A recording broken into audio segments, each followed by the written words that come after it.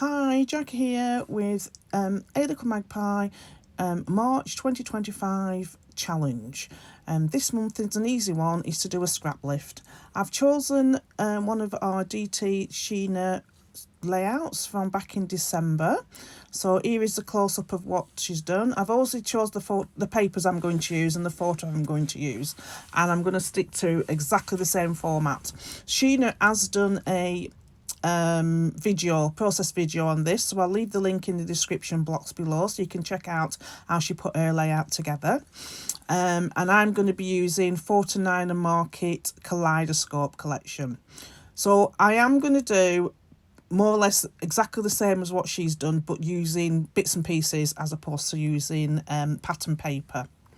So to start with, I want to represent those circles underneath that photo mount, and I'm going to use the circle fun set from Hey Little Magpie, and I'm just going to stamp it on pattern paper, on 6x8 paper. It's plain paper I'm going to be using, and I'm going to use them in pink tones and this lovely teal colour as well.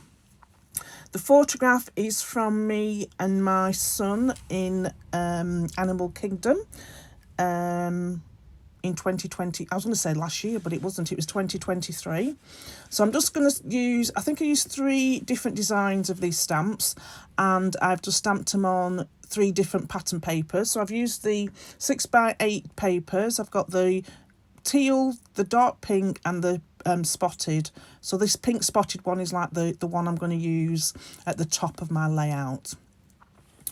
So I've punched them out and put them in a little tray, one of these Hey Little Magpie embellishment trays, and I'm going to distress one of the edges of this pattern paper. So like I said, I've cut this paper down. I think it's roughly about 4 inches in height, 4x12, and it's just going to sit at the top of the of my 12x12 pattern paper, and it's going to be exactly the same format as Sheena has done.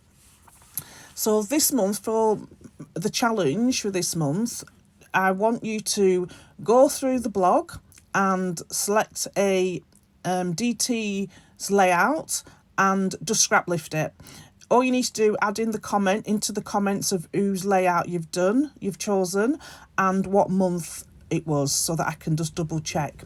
It just gives you a good opportunity to go back and see what our team are doing, and choose a layout that you would like to do. Adapt it as you want, but you have to tell me which layout. You don't have to put the layout up in the comments, just tell me which layout you've chosen and which designer you've chosen when you enter the competition. So I'm just going to, I've backed my photograph in the dark pink, and then I just wanted to put the pale teal around the edge, and as you could see, I'd already used that to punch out some of those circles, so I've just used it anyway, and the side where it doesn't sort of you can't see the border edge of the teal, it gets covered up anyway, so it's a way of not wasting the paper. So again, in my little trays, I've got some embellishment from this collection. So I've just gone through it off camera and found out some embellishments and journaling cards that I want to use. I'm going to cut this one down, just trim it down slightly at the left-hand side. And it says, "I think I'll just be happy today," which I think is perfect for the day at Animal Kingdom. And again, this, I don't know what it really is. It's just a piece of pattern paper. I'm just going to put that at the back. What I do with this layout is I mount everything together so that I've got one big photo mount across the page before I actually stick it all down. So I just wanted to make sure everything will fit. I add this dream bingo card to the left. And again, I just add a little bit of double-sided tape just so it sticks to the back of the photograph. And then I found these 2 little shape things. So I add them again to the back of my photo mat. One of them I do cutting off and add to the top left and the bottom of my photo. There's such a lot of embellishments in these collections that I didn't cut half of them down. If you watch my videos, you know that I like to cut things in half and spread them across the page. But with some of these, I just left them as a whole because there was so much left. I've got so much left of this collection to use. So here I am just doing the bottom journaling spot. Again, using bits and pieces from the collection. And layering things up. I think they've got some chipboard and just normal embellishments on this cluster. Sorry, I'm forgetting my words. I'm looking at my layout and trying to think what I've put on it. So now I've come back to going to add my circles. Now what I'm going to do with the circles, I'm just going to add a small amount of double-sided glue and to the top of each of the circles, so it actually sticks to the photo mat, not to the actual 12 by 12 paper. So I'll just go around the edges and just add the circles. Keep on looking at the scrap lift I'm doing of Sheena's, just to get an idea of where I wanted things to go. I did cut one of the circles in half because I wanted it to put it in a bit further in, and then I've used the other half to the top of the left side, as you can see. So the mat is still not stuck down, and neither is the bottom one, because I am going to come in and do something else shortly.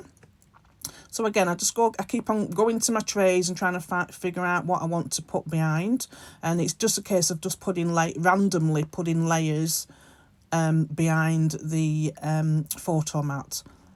So I cut that one in half, and then I've used part at the top and I've put part at the bottom, which I do add I'll add another piece, a wood chip phrase, on that bottom one. So going through, I found this little ticket. Again, no rhyme or reason. I thought it looked nice, so I added it to the top right of the cluster. And then I've gone through and I found some circles. I think these were from the laser cut sheet. So one says you and me, one says love this life, and one's just blank. Off camera, I've put in the blank one that goes down at the bottom cluster. I put the date in. But I took the photographs before. You won't see that on the final photograph, because I took the photographs before I did my journaling and I did the date.